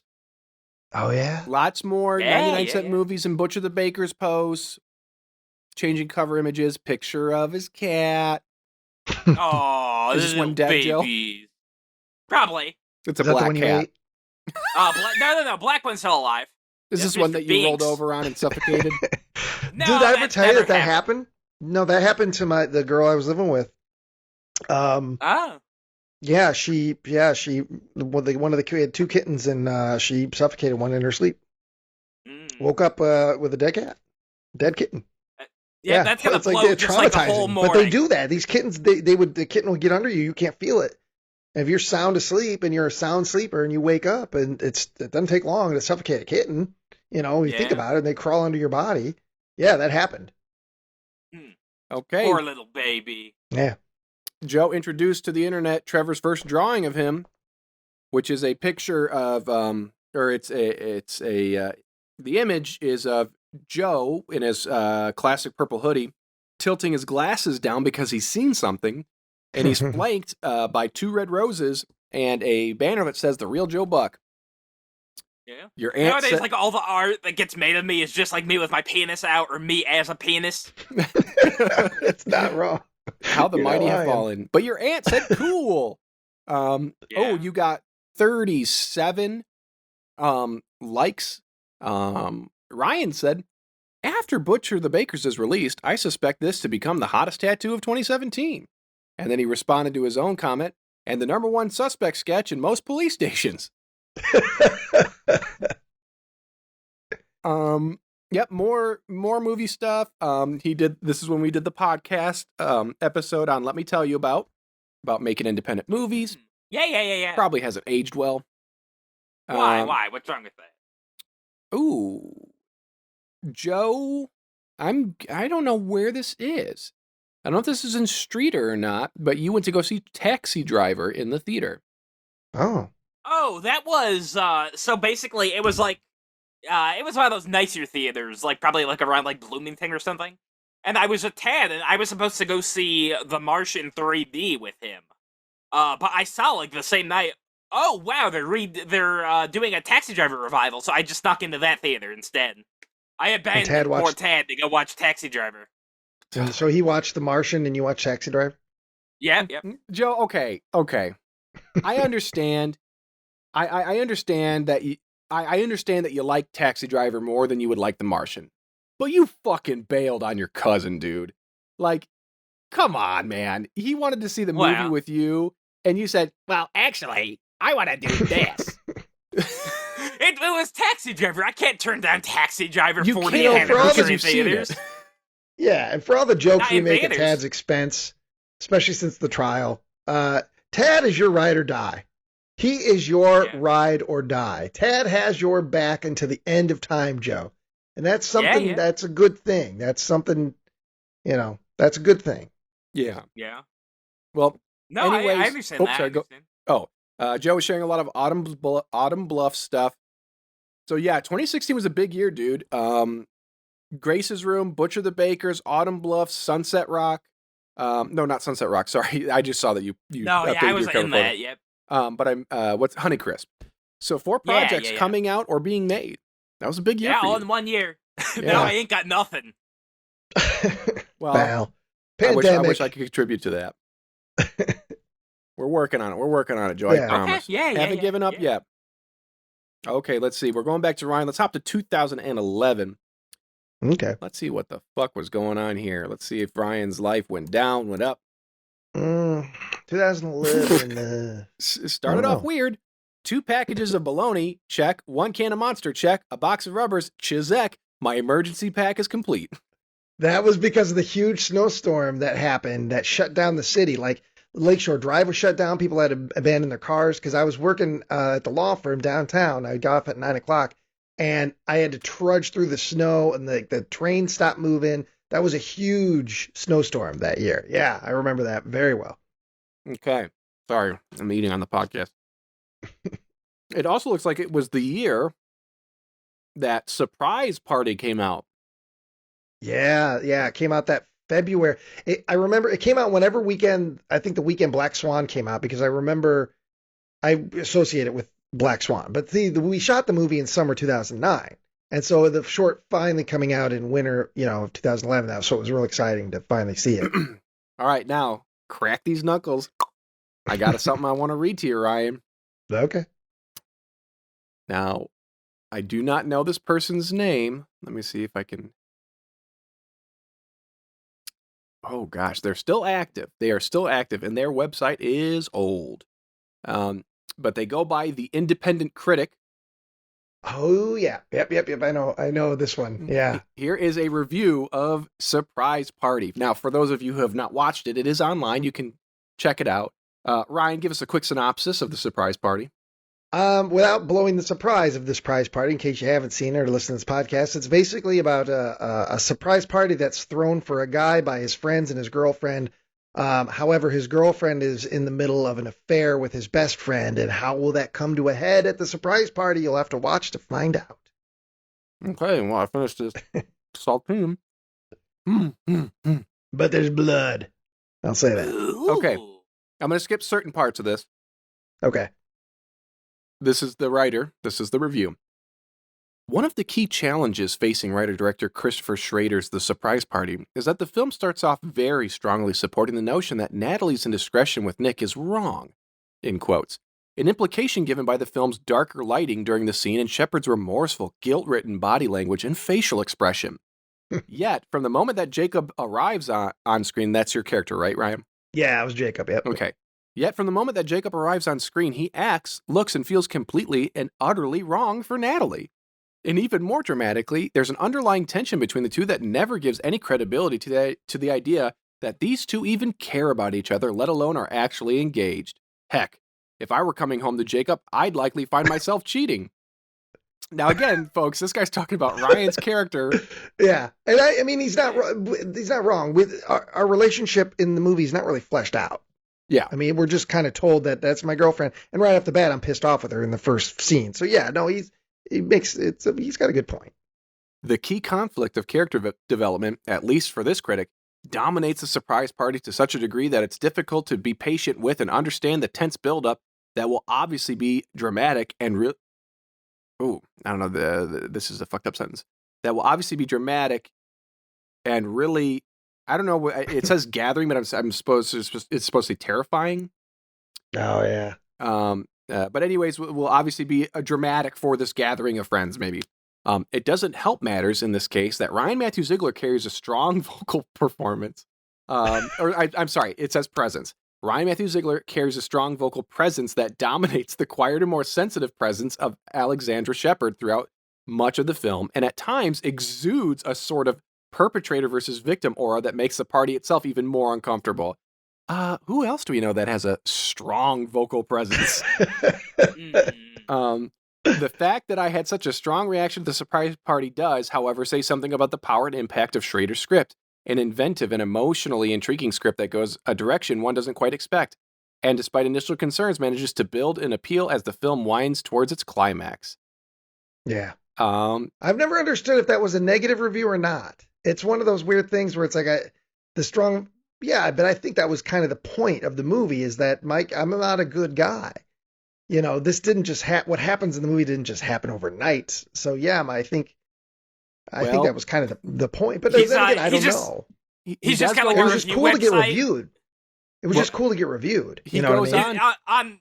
Oh, go ahead. I was Joe. gonna say on like his website, like he just gives like 2-star thumbs up to like every single movie where like somebody cheats. Like he just loves watching women cheat. Sure, Yes. got all of that. Anyways, he goes on to praise the performance of Nick, but I don't see any praise here for Mr. Ziegler. No, Ryan, no praise for me. No what praise in for the me. world? Well, you win some, you lose some. Okay, now this is I not. was just excited to be in something that got reviewed, by a stranger. That was not well, something and this that. guy is a Rotten Tomatoes approved critic. And I might have even sent him Grace's Room. I'm sure I've sent this guy stuff in the past because I want to see if he'd review it just to get eyes on it. But I don't know if anyone cares about this guy anymore. I mean, I didn't even know about him at the time, but they told me, somebody reviews Surprise Party. So I was like, I'll share it. And then I remember reading it. I was like, I don't know how I feel about this review. But Yeah, I just remember he's thinking it was still cool that reviewing. somebody reviewed it, so. He's still reviewing. He just did Scream. Yeah. Oh, okay. Okay, now, since we did a little deep dive on Ryan here, let's go back to Joe. I don't know what year this is. It has to be around the same time that we were previously discussing, somewhere between, 2014 and 2018. But Ryan coincidentally shared this the other day. The IV Leader, the award-winning student newspaper of Illinois Valley Community College, the staff writer section, Joe Buckley. Joe Buckley went to Ottawa High School. Joe is in his third year and last semester at IVCC. He'd like to work in film, and after he finishes up his education, he has worked on 2 feature films so far, River City Panic and Grace's Room. Now, I tried desperately to find a write-up done by Joe. Joe. So did I. Does that even exist? No, that's because I never turned anything in. I never did the work. I never wrote anything. You did it for the profile and nothing else. Mm-hmm. And what's funny if I'm not turning in my schoolwork, there's no way I'm gonna turn in extra writing. And don't forget, fans, Adam Sandler's the lazy one. Yeah, Adam Sandler's so lazy. What's funny is I found that picture.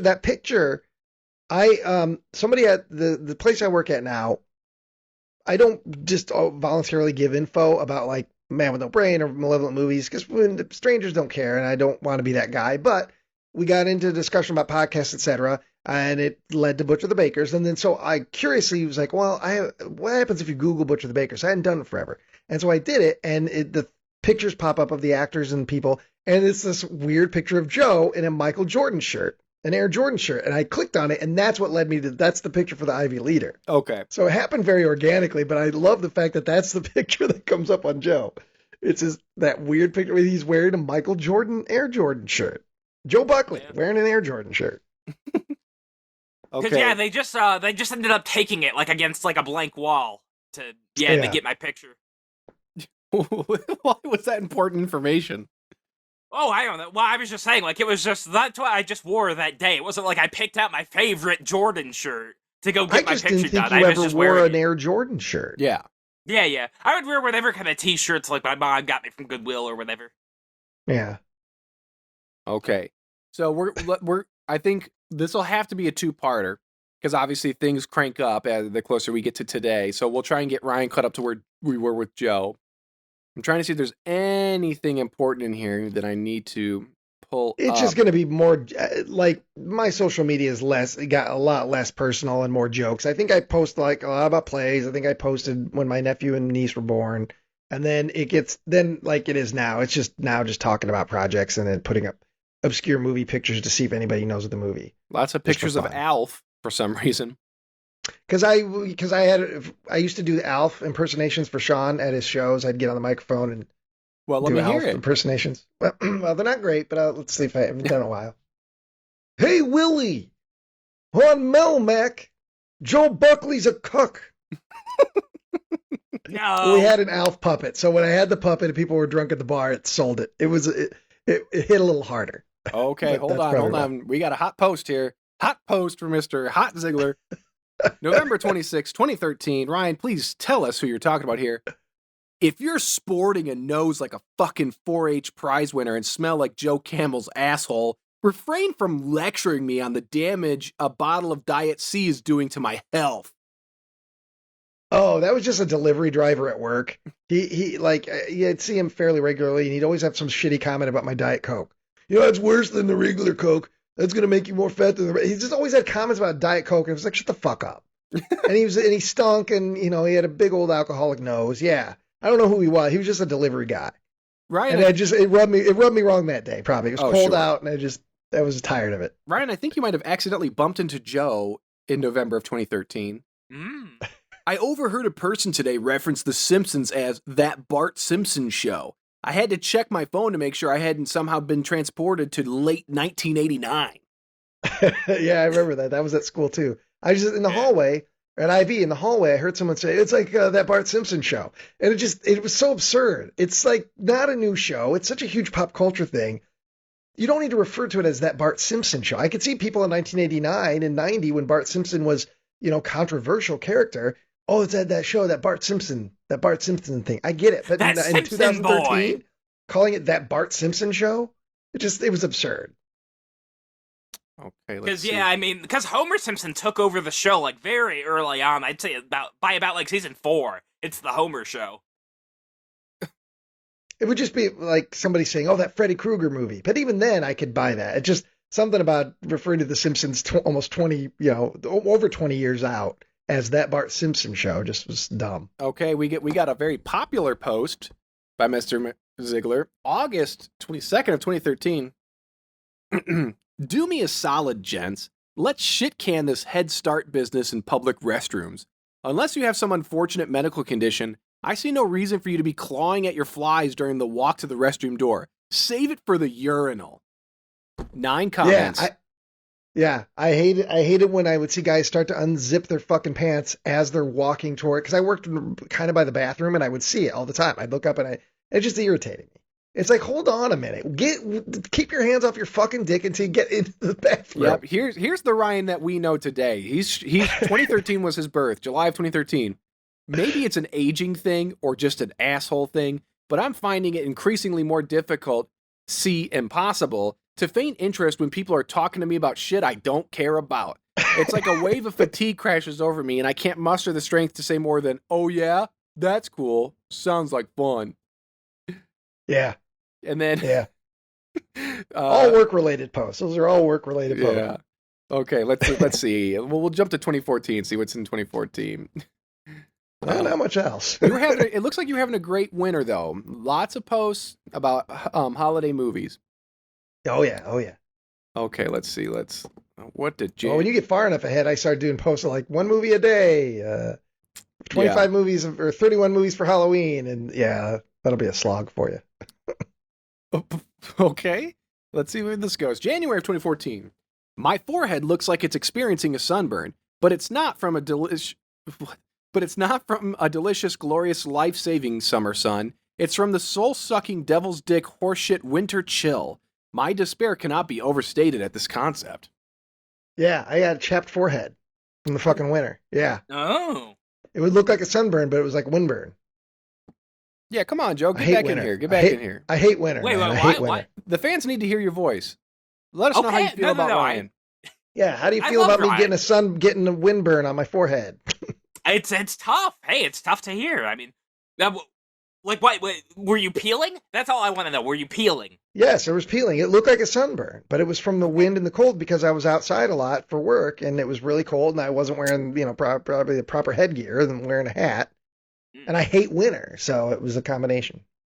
Yeah, see, I don't wear hats. Like, I refuse to wear hats because they muss up my hair. Yeah. Okay. May 2nd, 2014. A little banner on the bag of potato skin chips I fished from the vending machine says, "Now more cheddar and bacon," which means I now have a little banner on myself that says, "Now more boner." Oh, yeah. Your dick gets hard when you eat chips. Dude, I love the Ooh. bacon cheddar chips. Yeah, 2014 was a big eating year. I will never lose my fat if I keep remembering pork cracklins exist and are easily attainable via most gas stations. Love pork cracklins. Give me the hottest you got. Hoppin' Nerds, Fountain Coke.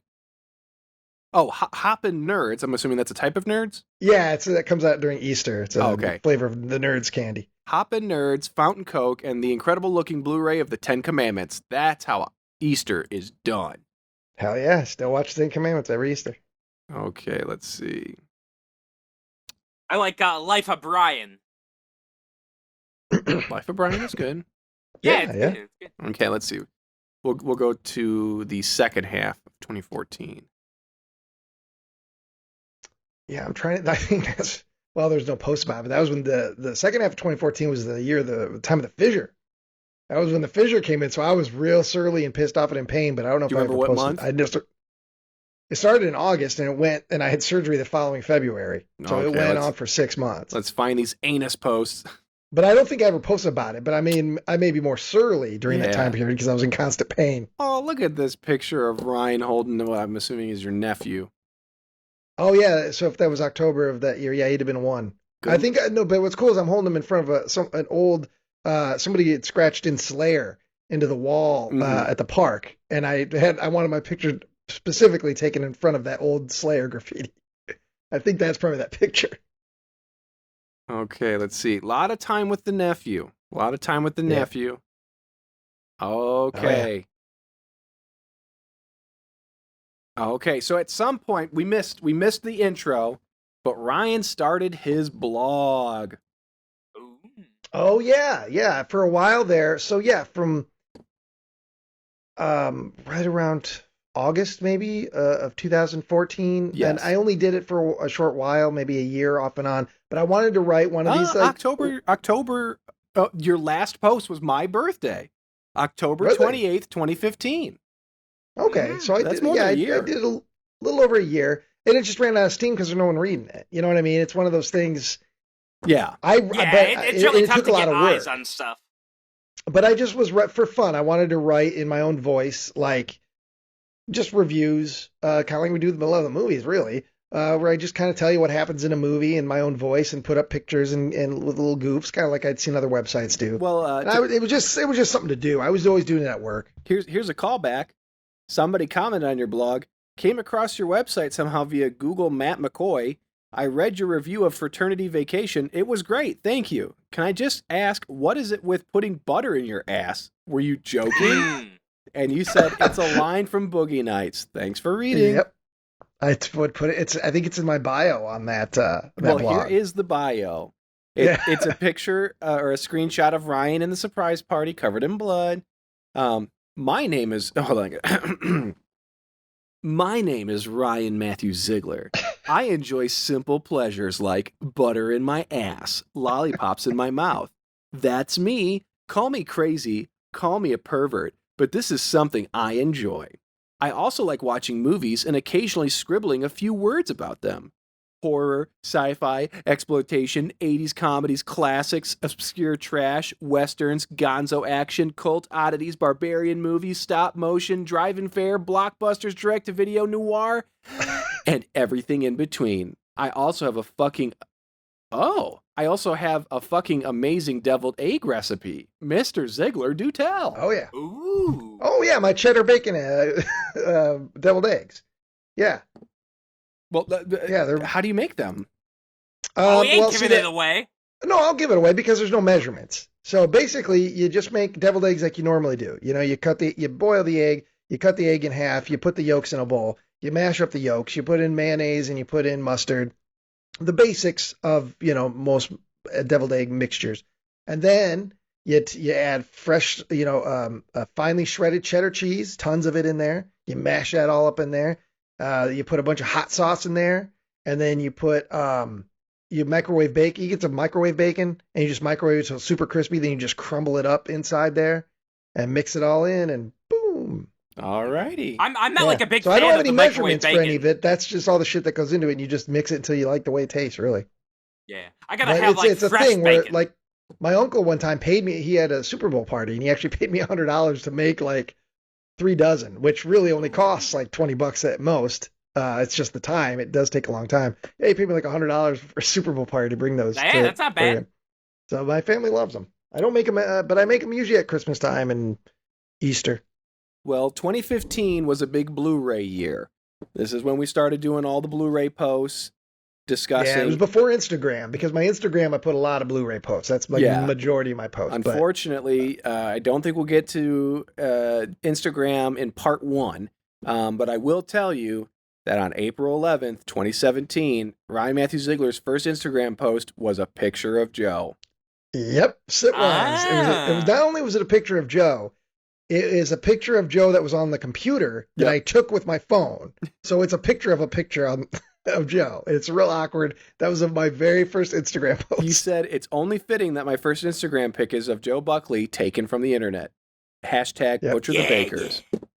Yep. Yeah. Ooh. So Joe's been infecting me now for a long time. Yeah. Well, gentlemen, It's just like the thing. how was this walk down memory lane? It was good. I mean, to be honest, a lot of these posts, because that feature on Facebook that says your memories, I remembered all, these pop up a lot of times. but it's fun. It was funny to think about and explain what they meant, because I always know what they meant, but then saying it out loud, like, oh, that was because of this breakup and this and this, and so yeah, it was fun. What about you, And Joe? it's interesting for me to see Joe, to, you know what I mean, because you know, he's a lot younger than me, and so especially during that time period where I was, like I said, I was already, you know, grown man, and Joe was doing his internet shit at like 15, you know. Yeah, yeah. So to see Well, I mean, 'cause see that Joe, that, you know, obviously what he would become from Man with No Brain, but that's what I find interesting, Joe's early unfilth posts. Yeah. Because I didn't post too much, and I still really don't post too much. No, you don't. You know what? yeah, You don't ever I- post. You never share Malevolent Movies content. No, I did sometimes, but I thought like people were getting burnt out on it. On the Nobody's my getting burnt out Facebook on it. people. Nobody's getting burnt out on it. It's not like we posted every week. Were you losing friends as you started posting it? I not that I noticed, but you can never tell. Joe only has like 200, I think, some friends on there. Yeah. I don't add just anybody. Very selective, the buck. Yeah. Yeah. If Sometimes- you're in the sometimes Joe I add Buckley fans. friend club. Huh? Sometimes I have just added like random fans. Sometimes the fans. I'm always, what I like about the social media, more or less like what I use mostly for Facebook for is the groups. I like being in groups, like your Blu-ray groups and Twilight Zone groups, just that kind of stuff. Yeah. Hobby stuff, more than like me sharing my life or anything. But I always like when Joe Buckley randomly comments on somebody that I didn't even know he was friends with, and I see a Joe Buckley comment on something. Buck in And it's the always so wild. polite. It's always so polite. And it's like there was a filmmaker, Joe, that was selling some shit, and Joe was like, can I get it autographed? Yeah. The guy who made Found was selling his personal Blu-rays. Did you learn anything about yourself today? No, I mean, I always knew, like, I didn't have, like, a lot of, like, things. I didn't really have, like, friends to comment with back in the day, so I knew that. Well, I just mean like in general, like, is it okay? Maybe I should just ask this question: is this a time that you don't care to really remember? Yeah, I mean, there was nothing really going on back then, so yeah, I don't really care to. Okay. Well, that's part one. We're gonna start to see the men with no brains that we know today. Yeah. Yeah, I was gonna say, if you want to see like a bunch of like my in-depth posts, like I post a lot more on Reddit than I ever did on Facebook. So I can give you my There's that Reddit. whole, I don't know if it's still up, but remember a couple years ago, you put that picture up, that roast me picture? Remember that? I don't know if that's still up there, but that was fun. No, that's still a lot up. of I never comments. took that down. Yeah, there were a no, lot I of got like. comments. Let me see what I got. It was like over 1,000 comments. Yeah. Yeah, it was really, really good. Let me see. Oh, okay, yeah, 1,200 comments, 15,000 upvotes. Yeah. Joe loved those internet points. I got upvoted, mommy. I got upvoted today. I remember I was checking it like every probably 10 minutes to see what other comments. It's like, oh, because it was like strangers looking at Joe, and I know the point was to roast you, but some of them pissed me off. Like, you don't fucking talk about Joe that way. We can, but you guys, you strangers don't. I felt defensive on some of those. Okay. Oh, they get cruel. Yeah, they're cruel people. All right, gentlemen. Well, hey, it was good to be back in the saddle. Yeah, first new episode of The Man with No Brain for 2021 and 2022. 2022. You know what? We're in our third year. We're in our third calendar year, technically. I want you to both say one thing you missed about the other. You go first, Joe. Okay. No, I missed just kind of talking horror movies with you. I miss the simplicity of just hearing Joe talk his shit. You know, things get stressful. Life gets frazzled, but there's something comforting in hearing Joe Buckley talk his shit. Yeah. Well, look at And that. it's a very homecoming kind of feeling. I enjoy it. Yeah. Okay, you know what? I normally don't do this, but because I'm just worried that people will just like hate it and move on. But I will say this: if you hop over to Malevolent Movies, we have been giving Joe a little bit more leeway in the last couple of episodes where Joe's getting a little ornery and we're having fun with them. I think they're worth a shot. I mostly just want to get 1,000 subscribers on that fucking channel I after know, all we've these been- years. Floating at that, we've been like flirting with 1,000 for forever. It feels for like. It's like over 2 years at this point. It's fucking driving me nuts. But there's a couple good episodes: Shredder, Thanksgiving, and what was the other one? Krampus Origins. Krampus Origins. Check them out. Give them a shot. See if you like the buck on there. You know, we have a new fan on there who's been commenting that they're new, but they love Joe. Nothing wrong with that, I say. No, it's okay. It's Oh, yeah. aggravating, but unfortunately, you are the most popular thing that we own.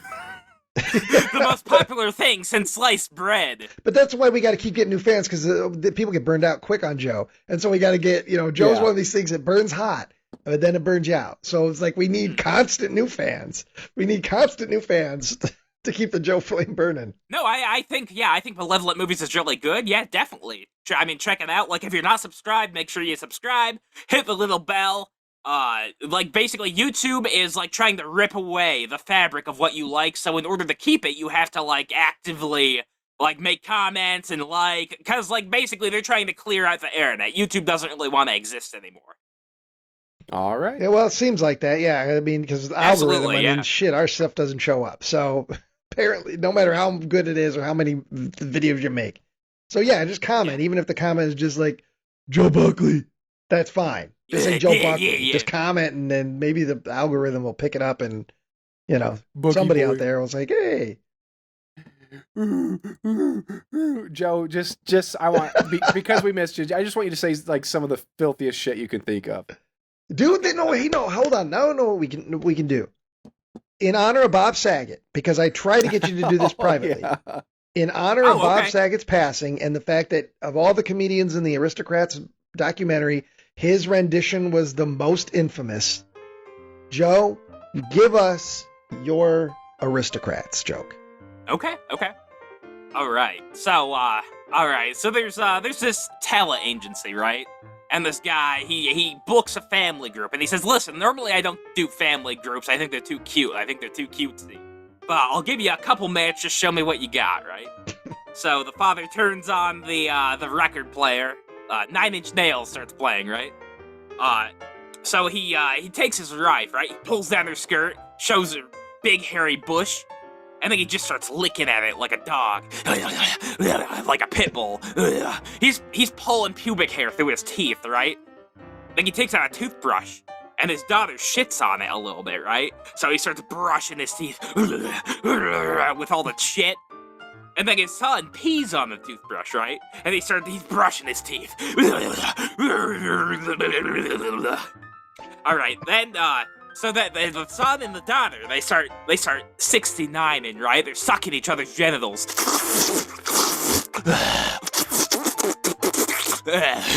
And then the mother leans over the father, and she just starts farting in like his mouth.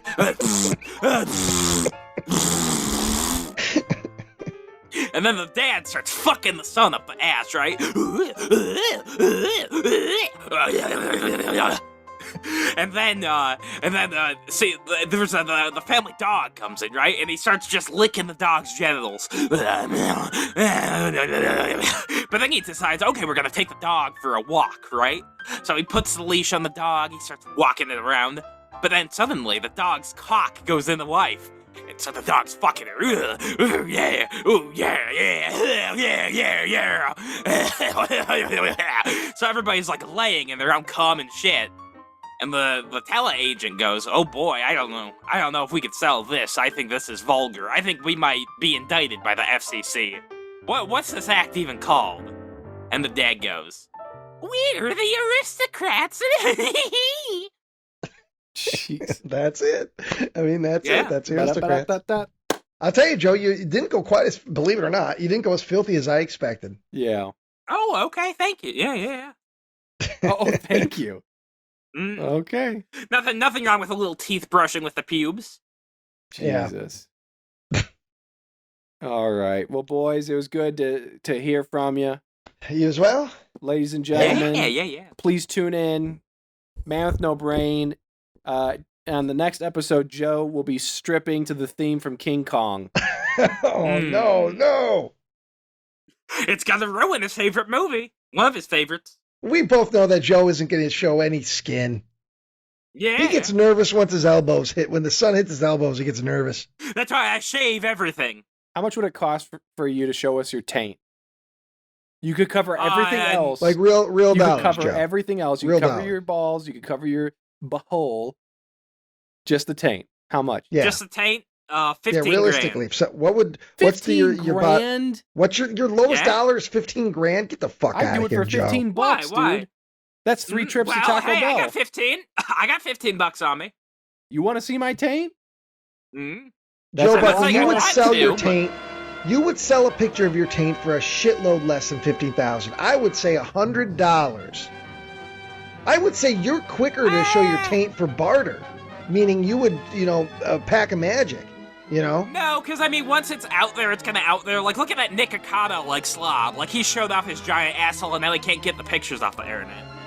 Well, I know who he is, but I didn't know about that. Yeah, yeah. He's got a gaping asshole, and he showed a bunch of pictures of him, jerking his dick and stuff, and we saved them all. We're Joe- not talking about you showing your face. We're talking about, it's just taint. It could be anybody's taint. Joe, Yeah. do you Unless you understand? have unless you got a birthmark or something. He has an Yeah. OnlyFans, Joe. So that's kind of the point. When are you gonna get an OnlyFans? I believe they're actually censoring pornography now, so I They're think the not. They're OnlyFans not. bubble They is. thought about it and then they realized it was a bad business Jesus decision. Christ. They went Okay. back to it. Reddit Buck is 8 months behind. God, I had knew no that shit. idea. Well, once a company stabs you in the back, I say fuck 'em. Oh my God! I bet you Yeah. could make Don't money. take away my pornography. Sell I bet you pictures could of your do butthole really for well. money. Make me money. You just want to be my pimp. You want to be my butthole pimp.